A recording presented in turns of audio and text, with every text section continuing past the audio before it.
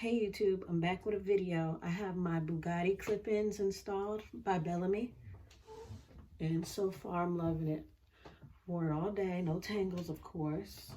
For $400 it better not have any tangles. It comes down to here, it's 22 inches, I'm 5'5", so that's how far it comes down. It's thick. Very silky. Like I really love this hair, and I'm hoping it lasts for a good minute because of the price.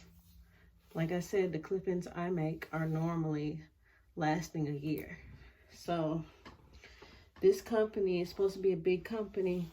I'm going to give their hair a try. I just didn't feel like making my own clip-ins this year, but so far I love it. I took a lot of selfies. I'm gonna put them in after the video so you can see how it looks. And yeah, that's that. Look out for any other videos. I'm pretty sure I'll have this hair in, so you'll probably see how it is over time. Anyways, if you like the video, like and subscribe.